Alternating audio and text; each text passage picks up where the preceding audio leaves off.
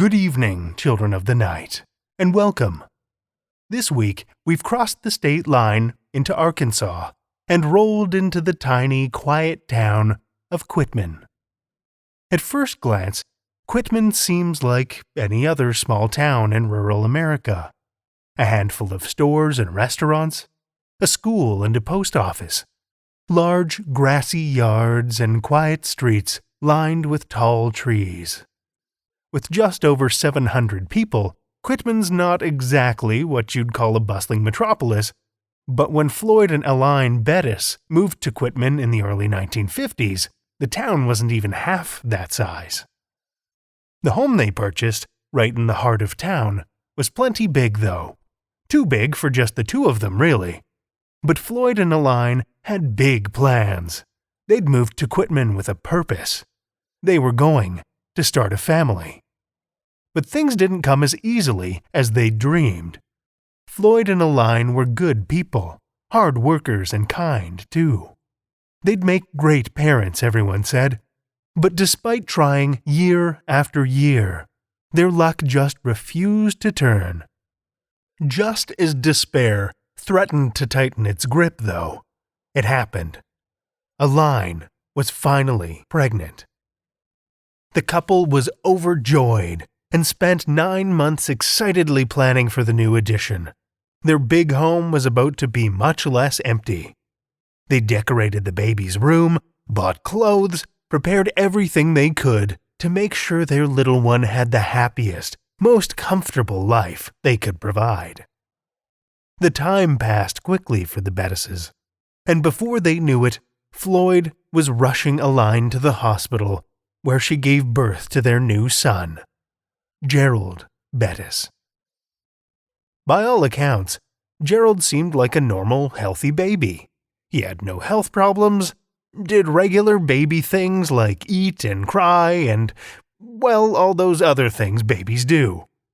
But as he grew, it became clearer and clearer that Gerald was anything but normal.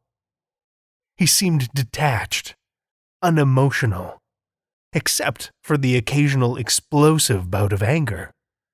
But that's normal, the Bettises told themselves. All kids can be hard sometimes. But when the parents were out of earshot, others, friends, neighbors, family, would comment there was something a bit strange about Gerald, something off-putting, something wrong. He had trouble integrating with his fellow kids, too, and had a flair for the awkward and dramatic. He liked, it seemed, to be the center of attention, and didn't really seem to care how or for what.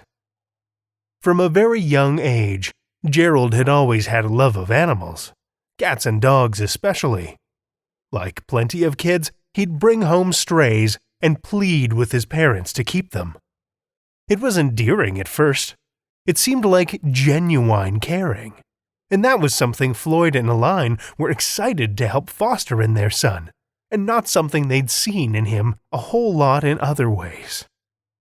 So, from time to time, they'd let him keep animals, allow them to stay in the back room of their home, where Gerald would play with them. It was a habit that didn't go unnoticed by other children either. A habit that, like kids are so quick to do, earned Gerald a nickname that stuck with him to this day. Dog Boy. Now, whether they were willfully blinded by love for their son or just really blissfully unaware, it became harder and harder to ignore that Gerald's supposed love of animals was actually something much darker and uglier. Neighbors would report hearing the desperate, gut-wrenching cries of injured and dying animals from the back of the Bettis' house. The strays he'd bring home would regularly disappear without a trace, and beloved neighborhood pets began to go missing, their pictures littering mailboxes and light posts. As Gerald entered his teen years, the relationship with his parents began to shift further, too. The boy they'd prayed and worked so hard for, that they'd been so excited to bring into the world, was becoming stranger, more unfamiliar by the day, more frightening. He had a dark cruelty that seemed to roil within him, a blackness that gleamed sharp daggers within his eyes, and a maliciousness that kept his parents and others who knew them in a constant state of unease.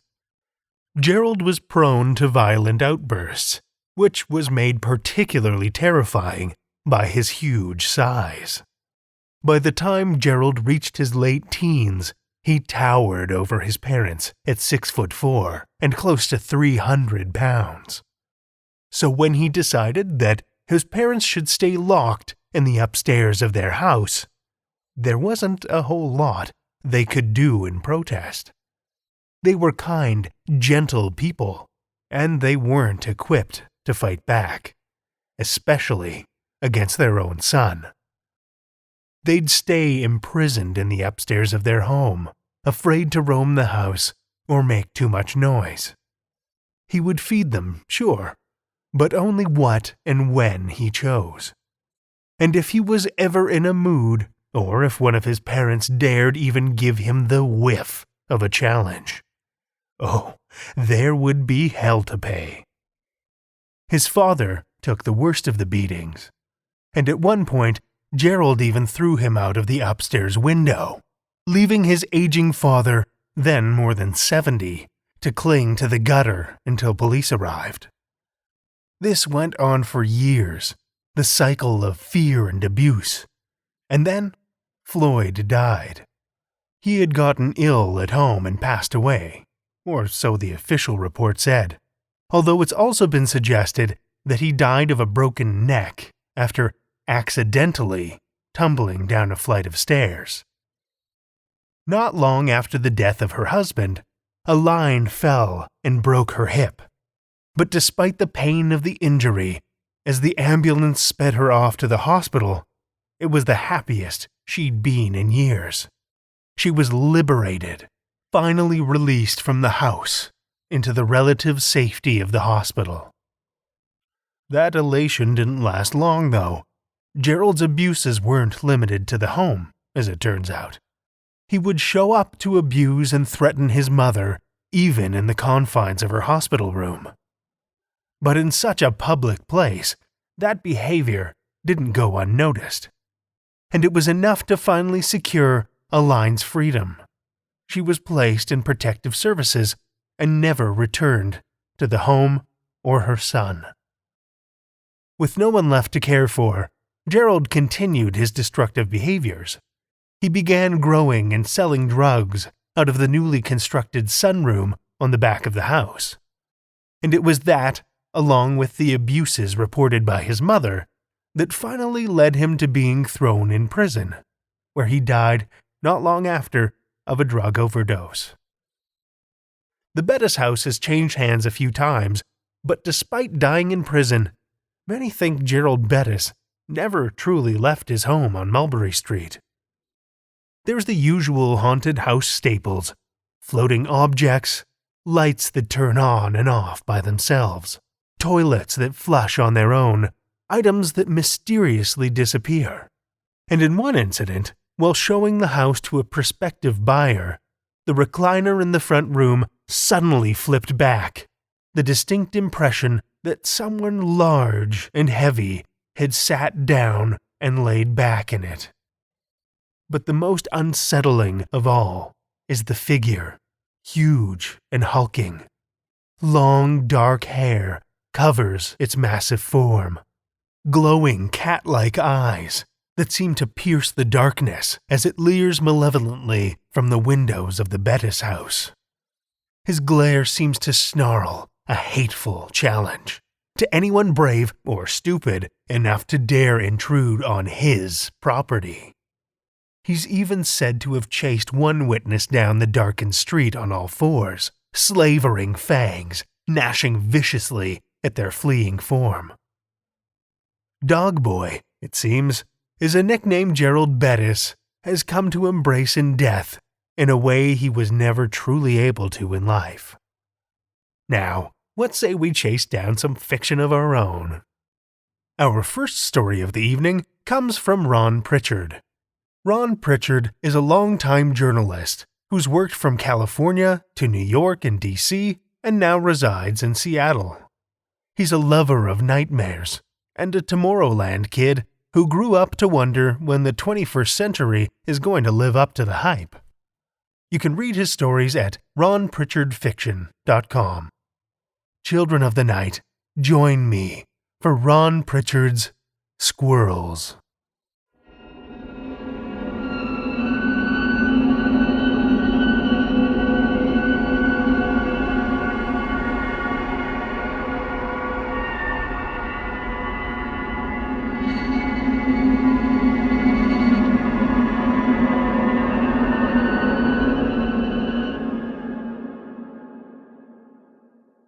There was one little corner of the basement window where the cardboard had separated from the glass, the tape not quite holding.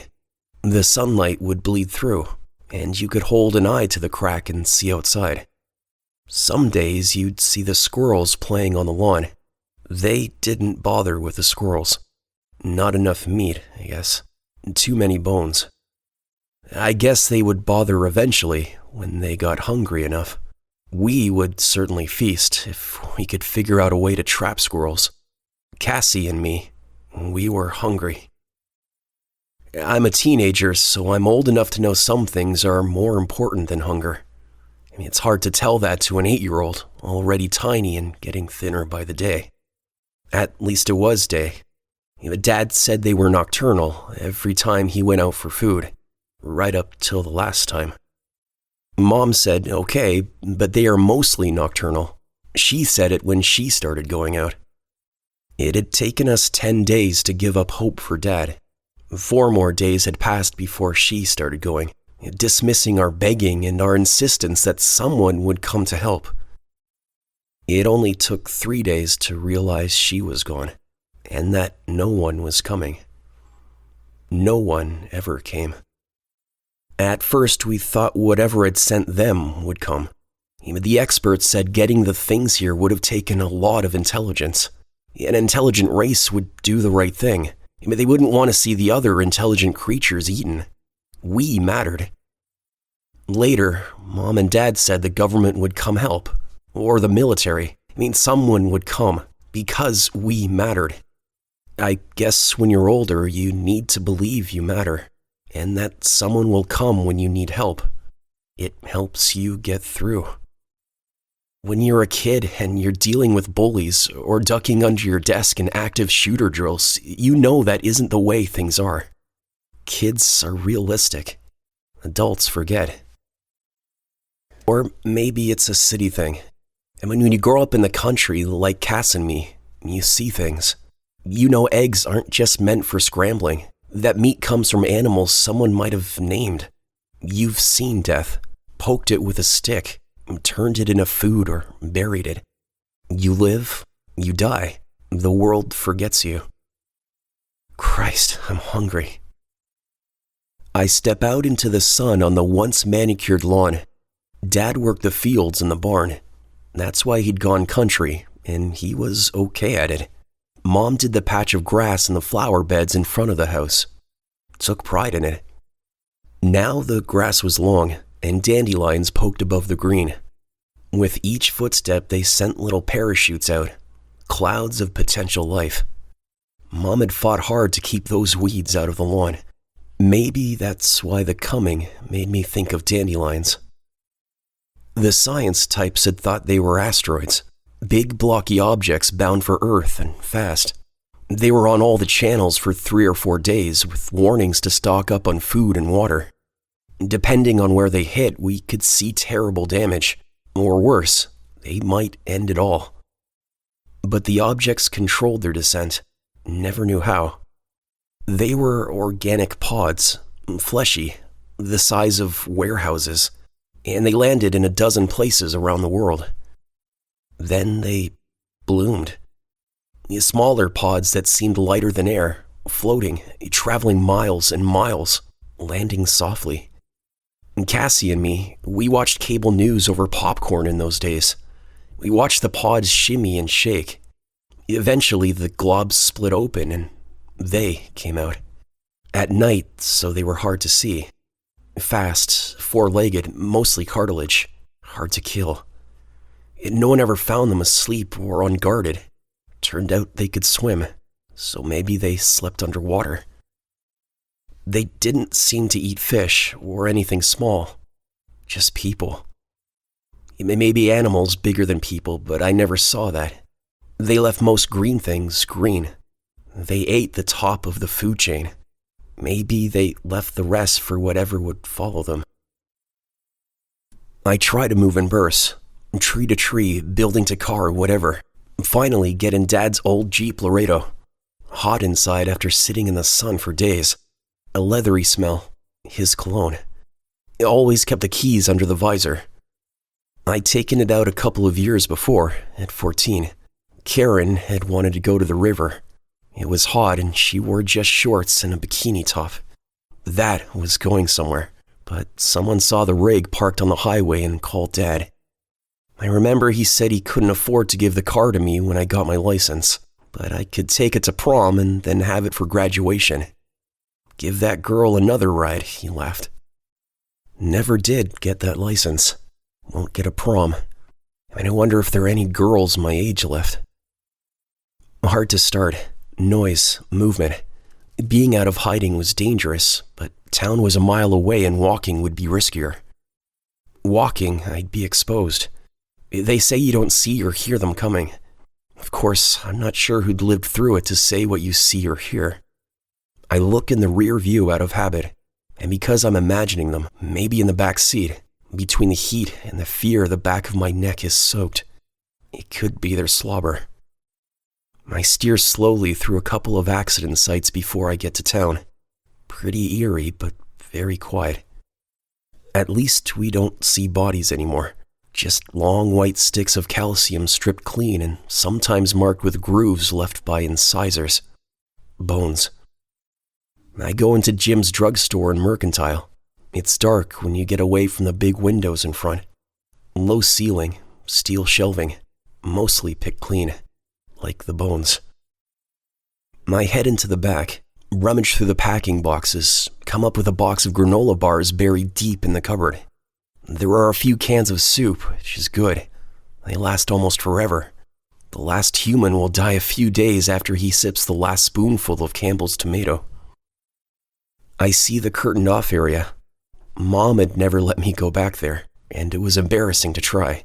The sign still said 18 and older only, but what the hell? No way to play the videos. There are magazines I could, use. Stuff a couple under my shirt to take with me. I remember my dad, and maybe the pastor, saying it was a big deal when they were kids to hide a Playboy in your room. Then I hear it. Scuffling outside. Then a crunching noise, and a crash. An easy step that upsets a row of shelves. Inside now. And the smell. I remember camping once with Dad, and we ran across a badger that had been dead for a few days, ripe with musk and a sour milk smell. It was like that. I peer out through the curtain, mostly shadow, broad shoulders and a head like a buffalo, the skin clattering as it moves like an insect from a horror movie. I have nowhere to go. Is this how it ends? My punishment for just planning to sin? I thought they said it just made you go blind. Then it's gone. Outside. I wait. Listen. It hovers out there for a while. I hear sounds. Well, they're terrible. Then a scream. Then gone. I walk outside into the setting sun. She's in a pile, crying. She'd followed me. Seen it. She's shivering. I put my hand onto her head. First, just to check. Wet, but not with blood. A viscous saliva. She looks up. Her shirt is torn. There are scratch marks along her biceps where the white sleeve ends. It's okay, I told her. You're okay." It had hunted her, but it had left her alive. Why? And then it comes to me. I sense it without sensing. It's close. I just know. It's waiting for me. It planned this. She was better for bait than a meal. Too many bones, not enough meat.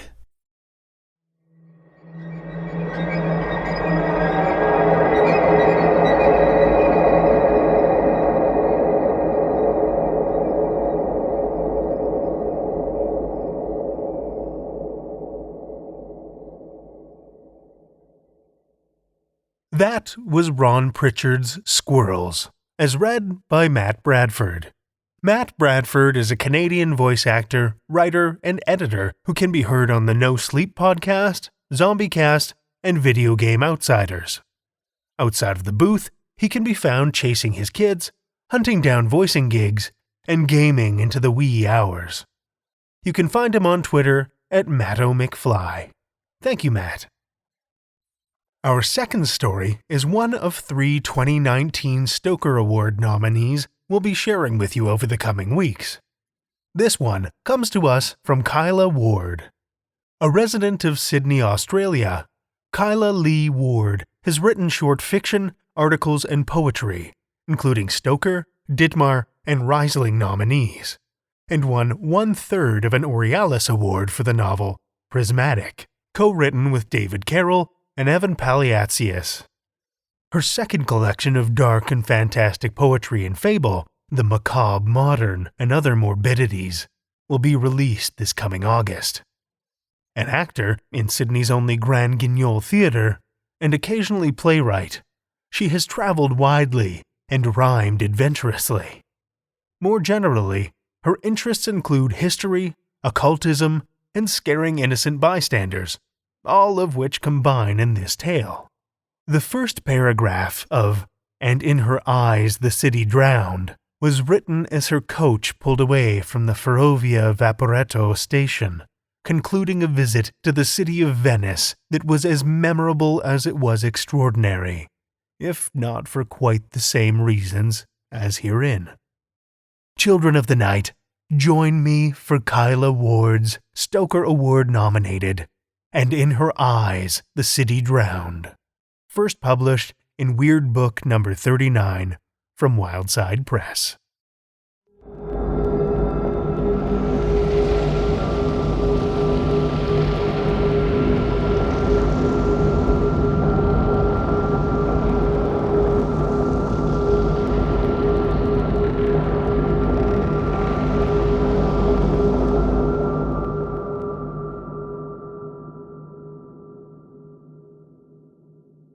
I came to Venice in June.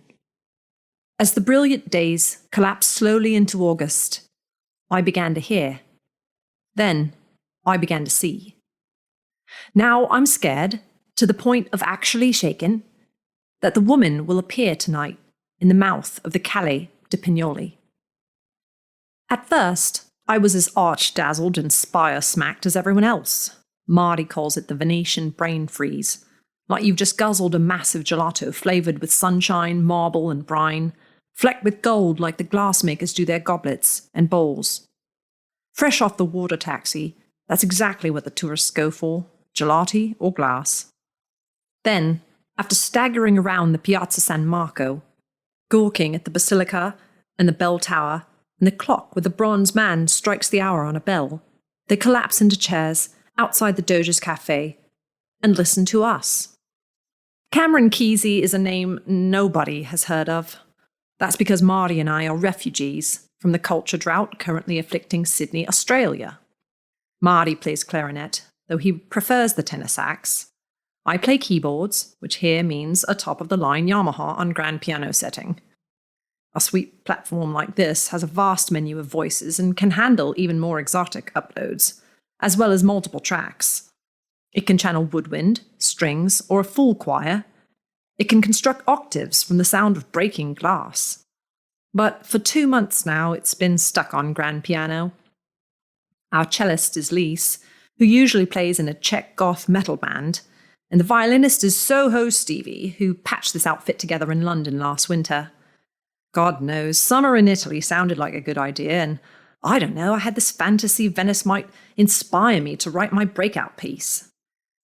The history of music, of all the arts, is full of people travelling to Venice and creating masterpieces, and I am classically trained. So now, we are the Doge's house band. One of two old Cavinato has engaged for the season. The other group are local, and they play 12 to 2, 4 to 6. We get 2 to 4, and 6 to 8 or 9 every day, excepting the occasional appearance of special guests, and every single night. But none of them see the woman. When I mentioned her to the others, Stevie said I was crazy, that even if this phantom is into skinny gingers of her own gender, nobody ever goes for the keyboardist. As a violinist, he would say that, and believe it too. Marty said we were all a little crazy by this point, that anyone would go crazy after the 5,000th repetition of Speak Softly Love, Santa Lucia, and That's Amore. And this is true, but I cherish a special hatred for Che Sarà Sarà. It's not just the whiny seesaw melody, it's the attitude. What kind of teacher, what kind of parents tell a kid that it's not worth trying? The short answer, mine. My mother, pushing me to practice and gain grades all the way through school, and then fully expecting me to pack music away in the box where she keeps my pretty ponies. My father refusing to pay for my ongoing tuition, let alone my equipment, and going apeshit when I persevered, threatening to throw me out of the house if I didn't attend interviews at this friend's insurance firm and that friend's real estate office, right up to the day I flew out. Now he's getting drunk over the barbecue back in Cherrybrook and telling those friends that I'm begging on the streets. I didn't tell him about Venice, why would I? He'd be saying that if I was headlining at La Scala. Here's the routine. At 1 p.m, we eat our panini in the kitchen. Marty and Steve change into black suit and tie. Lise and myself wear little black dresses with subdued makeup and no visible piercings. Our outfits are laundered and pressed between every shift, which is a blessing. Our first time all dressed up, Marty and I took photos for his parents. I stared at my image, thinking that the dress made me slim rather than skinny, tall rather than a beanpole, that even my stringy red hair approached the glamour required for album sleeves and foyer photographs. Then Marty said, "Cam, you're going to make one hell of a waitress." I told him he looked like a monkey. But once we're on stage, out the front of the cafe, there's no danger of being asked to get some tourist, "A proper cup of tea, please, not that lukewarm yellow stuff." The chairs and tables are spread out across the cobblestones and acres, whole acres away. We can glimpse, like a reflection, another set of chairs, and another stage fronting another cafe. Cafes surround the piazza as completely as the marble arches. There are 3 levels of these arches, all white, all columned, on every side except for the insanely intricate facade of the basilica, which is comprised of every colour of marble except white. From 2 to 4 we play, with short breaks between the scheduled coach parties.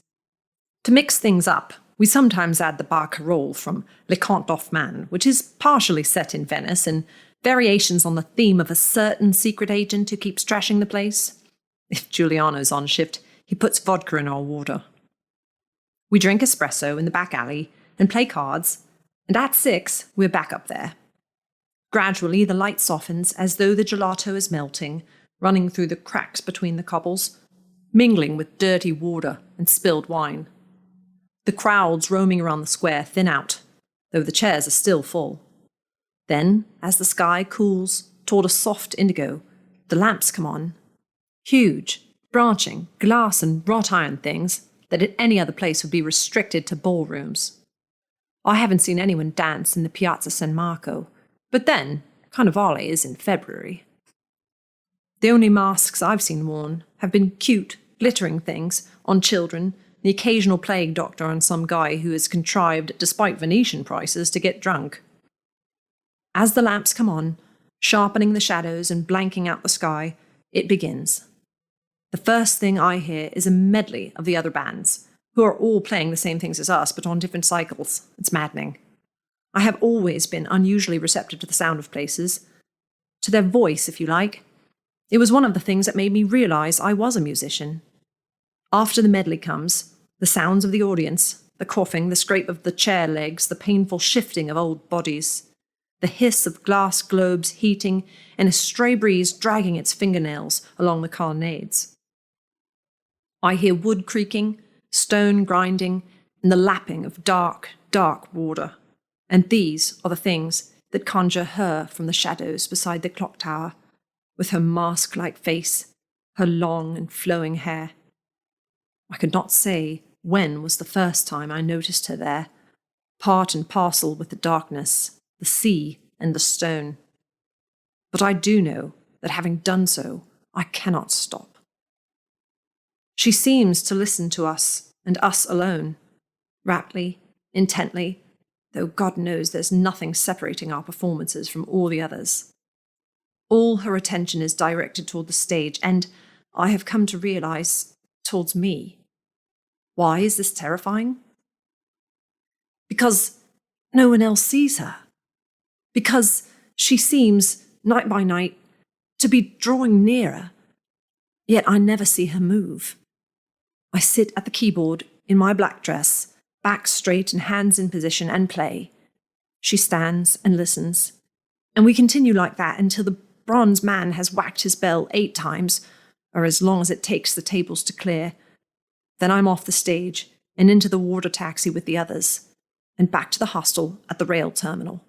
Not even Venetians stay the night in Venice. At the hostel, some of the terror fades. We eat Chinese or Mexican, turn on the soccer, and zone out, while Lise Skypes a boyfriend back in Prague. She leans her cello against the table and plucks out little tremolos as they discuss lyrics like, "In the catacombs of alchemy, love lies bottled." Or else it will be Stevie I can hear in the background, chatting up another of his universal contacts, hustling for the next gig, the one that's sure to be our big break. We've got auditions, he's promised, for a new supper club the instant we're back in London. Or was it in Helsinki or Lucerne? We'll be a trio anyway, because Alchemistiku is heading to some massive goth fest in Germany. I have no one to Skype. I left my useless boyfriend in Sydney twice over. Usually I talk things through with Marty, but he's been monosyllabic since Stevie played the "never with another band member" card on him. I think that, in his own way, he's afraid as well. Maybe at the root, it's because this place where we're living is sinking slowly into the sea. Cavanato says that for the past few years, the winter tides have rolled over the very spot where we play. We used to rehearse in the mornings, experimenting and improvising. Sometimes Lise would fit an amp to her cello and I'd play samples from my laptop, looping the sound of steps passing through an arcade, into a rhythm track, turning the cooing of pigeons into notes and otherwise annoying the crap out of Stevie. I started recording samples the moment I arrived because that's what I do. I use a handheld digital recorder with inbuilt stereo microphone and good compression rates that loads straight into my DAW. The whole setup is last gen, but it served me from the time I started handing in experimental pieces to my composition tutor, and it's not like I can afford to upgrade. You can call it synth pop, electronic fusion, musique concrète, or a dozen other things, and yes, at its most rudimentary, it is playing secret agent themes in pigeon voice, but with just a little imagination, you can conjure a bass line from the crackling of a bonfire, lift a melody out of the sounds of a train journey, and much, much more. One day, I successfully captured the voice of a motorboat tearing down the Grand Canal, lashing the deep, green water to a dirty white. The wake scrapes the ancient stonework like a knife. I got the voice of a glassblower's kiln, leaning through the doorway of his shadowed workshop. Lise likes that one. She says it's what hell would sound like approaching the gate. Over these past 2 months, I have captured all the sounds of hissing, creaking, and lapping, and filed them away. But the rehearsals faltered, then stopped, as the World Cup reached the finals and the humidity increased. So this morning, I did what anyone I told about my secret fear would surely have recommended. I walked down the Grand Canal to the Piazza San Marco and approached the Calle de Pignoli in broad daylight. I had half-packed the night before, had been ready to desert the others and break my contract by jumping on a train back to London. Only what that really meant was a plane back to Sydney, and what that really meant was I wasn't a musician at all. Not even one who worked the tourist circuit while trying to develop her own sound. To find people to share it with. God knows, as a keyboardist with tits, that's always been doubly difficult for me. This was my second summer, only my second of hostels, cafes, and playlists that were my own opinion of what hell sounded like. Could I have really burnt out so quickly? It was another perfect Venetian day, with cobalt in the sky and copper in the water. Stall holders lined the bank, spruiking their masks and t-shirts in a polyglottal din. The gondola companies fought for space, adding a layer of splashes and shouts. As I passed into the piazza, queues shuffled from the arcade of the Doge's palace and into the basilica door, where a whole new theatre of echoes awaited. The Calle de Pignoli was packed with people in t-shirts, fresh from the rack, balancing smartphones and dripping gelati as a diminutive local woman herded them along with a tinselled cane. My gaze snaked up the tottering towers of brick, the cream and ochre facades that made the place a winding canyon. I was hoping to see a votive Madonna or decadent caryatid that might catch the lamplight by night. Instead, I saw shuttered windows and red geraniums blooming on ornamental balconies. Nor did any dummies in Carnivale costumes stand outside any of the shops, which was another possibility that had occurred to me. Engulfed by shuffling, snapping, and cries of "Rapidamente!" I passed the furthest point I could possibly see from the stage, and a bridge over a canal appeared, with no more fuss than an alley in London or Sydney. I escaped the crush to stand at the Crown, peering over the water at the gondolas winding yet further inwards. I could hear the strains of Santa Lucia, hollowed by the stone and diluted by the clucking and lapping. The passage of the slim, black boats struck me as percussion. I set my recorder going and leaned out over the rail of the bridge, inhaling sour green and listening. Whatever Byron may have heard on the Rio Zulian when he gave its bridge its popular name, I heard no sighs here. Instead, the echoes of the gondola's passage below me and the omnipresent roar of the crowd came to resemble groaning, as though the speed of the playback was slowed right down. The water sounds were all combined in weeping, as clearly as I ever heard my mother through the bedroom door. Through the same spectral engineering, the gondolier's pleasant tenor voice accelerated into a wail that scraped my skin. In my bones I felt other sounds, pitches and vibrations, trailing off the aural scale, but still a part of this symphony. It was impossibly vast, inconceivably deep, and both a part of what I heard at night and as far beyond it as the development from the exposition, or even an entire new movement. Then I saw that the wall across the canal had crumbled away. For all I knew, it had happened as I stood there, the tourists passing as oblivious to me as they were to paint curling, bricks splitting, sloughing away to reveal carious timber bones. Whatever the case, the gap running down to the water was now a good metre wide. The music was pouring from a gate to hell like nothing I, nor Lise, had ever imagined. I could see everything, though the cyst beyond was as dark as the day was bright. Could see because I could hear. Synesthesia is supposed to be beautiful, sensual, like stroking velvet with your ears, and music pouring down your throat like honey. But I could hear the stairs, plunging from the floor above into utter blackness. A humming stagnancy lay there, devouring the blood-red walls, whose tops still showed gilded wreaths of laurel, but descending. The garlands became beards of algae, thickening into a talus of black slime. Salt extrusions swarmed the plaster like maggots. I couldn't breathe, couldn't move. My heart was beating, but it didn't keep my body's time. I felt intrusive, culpable. This wasn't something to be seen, by me least of all. And in the deepest part of it, where nothing could possibly exist, a ruinous, black-cowed thing was reaching out. I heard it say my name. I fled the bridge, then completely at random. I pushed through the streets, where the crowd swore at me in the lyrics of pop songs. The next moment, I was crossing a plaza whose only occupants were the pigeons I had chased with my recorder, splashing under the perpetually dribbling pumps. But as hard as I ran, the sounds stayed with me, as if each step I took was down those stairs, hurtling toward the darkness. Finally, I found myself running down another canyon-like street toward a burgeoning roar. I thought of a tsunami, swelling out of the sea, to wipe the horror away. I burst out into the throngs of Piazza San Marco, and here, finally, the dreadful chorus dissolved into the din. I had been recording the entire time. When eventually I played back just a portion, all I heard was lapping, clucking, and Santa Lucia, giving away to O Solo Mio. Synesthesia is supposed to be beautiful, but schizophrenics hear voices and see horror in the most ordinary things. I cornered Cavanato before the start of shift and described in muted terms the place I had found. I asked him what it was.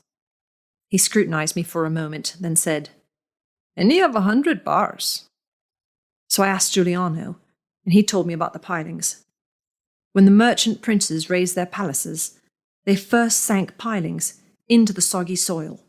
Whole trunks of trees were roughly planed, embalmed in pitch, and sent splashing into the groundwater at the bottom of narrow shafts. Then they sealed the shafts with marble. "There's no air down there," Giuliano told me, stubbing out his cigarette on the Doge's back step. "So, they don't rot. They all go stony like bodies in bogs. When the water started coming over San Marco in the winter, the pavement started shifting. Some of the shafts opened. The air got in and the pilings started to rot. All the buildings, you see, leaning against each other with cracks in their faces. That's what's happening inside. Some places the pilings are rising." He actually shuddered, though the air was as hot as smoke. "What did you hear?" I whispered. He shrugged, flicking his neat brown cowslick, and smiled. He routinely charms jet-lagged Americans who just want a real coffee for Christ's sake, with that smile. Then he asked why I was asking, and I couldn't even speak.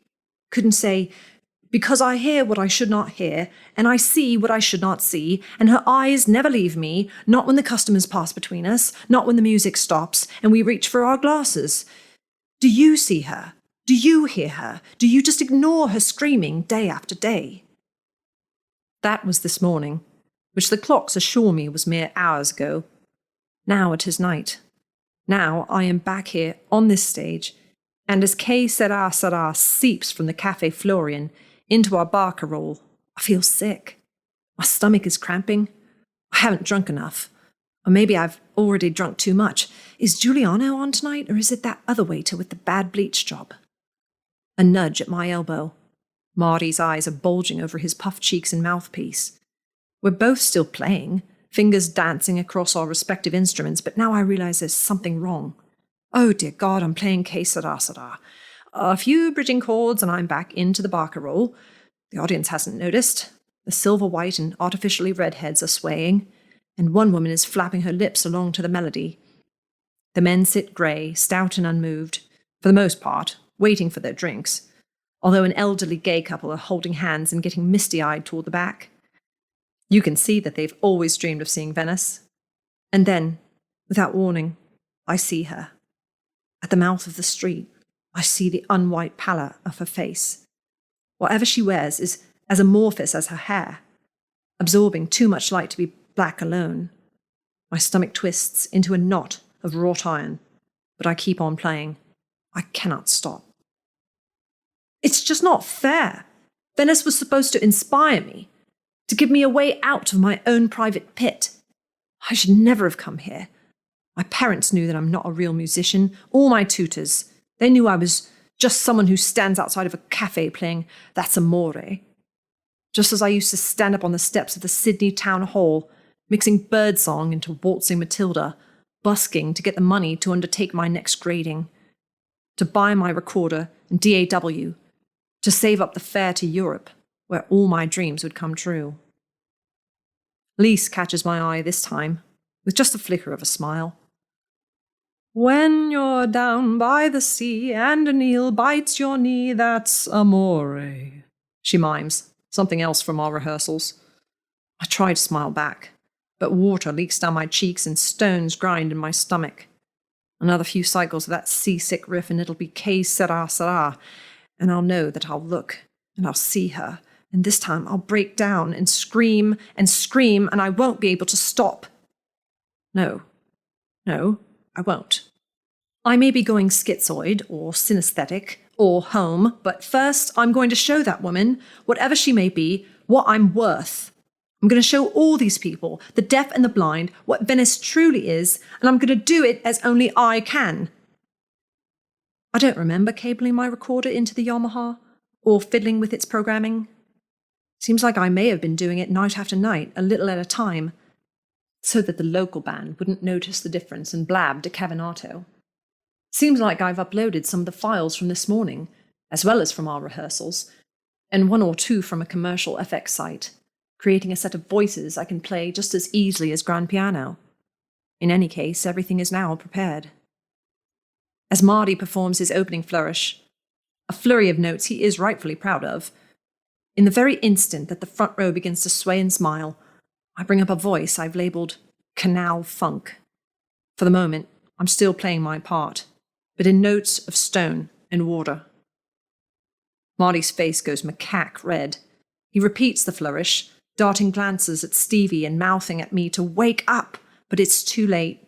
The worst song in the world is already dissolving, as O Solo Mio dissolved beneath the bridge. I glissade pigeons, I hiss like lamps, and then, in an ascending choral progression, I shatter glass.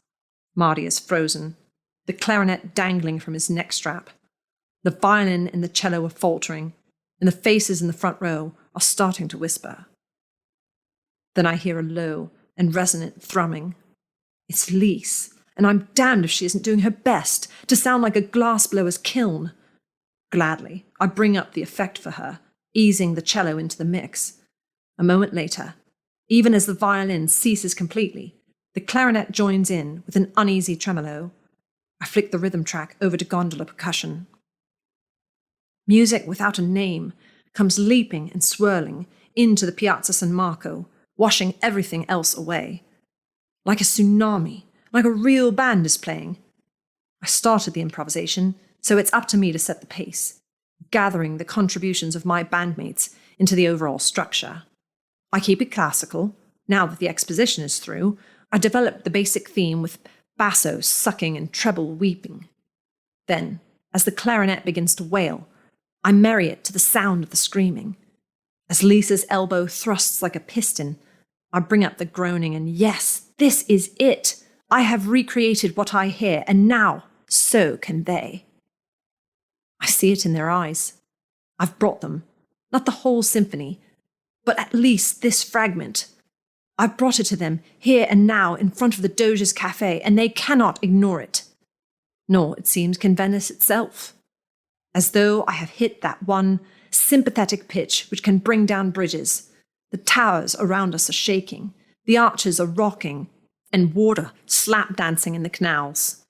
In the crumbling palaces, every empty chamber resounds like a violin's bout. There's no one can ignore this. For a moment, the piazza is La Scala. It's the Albert Hall and the Opera House, and stages all over the world. The bronze bell is chiming, and I am performing in Venice. There's only so long we can sustain it, especially with Stevie standing there like the death of Paganini. Lise begins to recapitulate, and I follow, returning once more to my stone water melody, allowing the worst song to reappear briefly, before the motorboat scything up the bank devours it all. Rapidamente! Rapidamente! As I let the crowd's sound trail out, I hear scattered applause, and bravo! Giuliano is standing there with his mouth hanging open.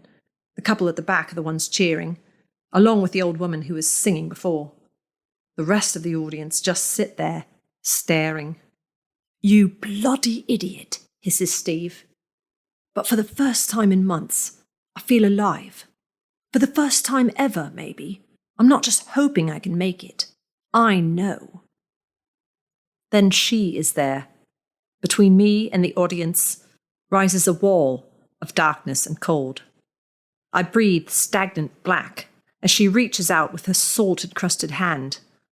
Her mask is marble, blue and grey, and in the crumbling sockets of her eyes, and in her eyes, are dancing sparks, particles of gold, as the glass is flecked with gold, as her gown is brocaded in every possible colour, and every one a sound that the symphony weaves together. In that moment, a future coalesces before me. I see myself shouting at Cavinato and Stevie, refusing to apologise, in a midnight train journey to a place I have never been. But then I am on another stage with Marty, Lise and Stannis, facing a sea of black shoulders and white faces, all roaring for us. I see the downloads page crashing under the demand, the single and the first EP. I see red hair splashed across black and white photos, close-ups of my hands on the keys, webzines giving way to glossy print, stage after stage, audience after audience, and then the first album with its title track and cover of a drowned city. The nightclubs and festival tents give way to auditoriums and amphitheatres. The audiences wear gowns and suits. Their faces change colour again and again. We play reflected in water. As each scene shifts, I know I am in a place called Venice. Little Venice, Venice of the North, Venice Beach, Venice of the East. There seems no end to them. In London, in Amsterdam, Los Angeles, Suzhou. To each of them I bring the sounds, and in each of them I make recordings, attempting hybrids, seeing what traits will carry through, seeing if the sounds will take. As album follows album, each encompassing more of the symphony, I understand how a city can survive collapse, how its essential soul can escape and flourish anew, but only when given the right foundation. I see myself sinking, friends and helpers, managers and lovers, dragged down by my obsession. Lise, Stannis, and even Maria, stripped and blackened, descended into illness, madness, and shame. I feel their pain, hear their screaming, as all at last are buried. And I am buried too. As I slide down into my final resting place, the water thick and black and chill, the echoes boom from above, and my shaft is sealed.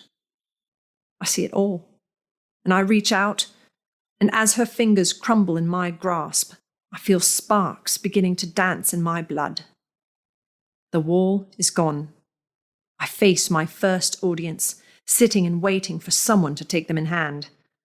I shoulder past Stevie and seize the mic. Thank you, everybody, for listening to us tonight. We are The Pilings, and I hope you enjoy what's coming.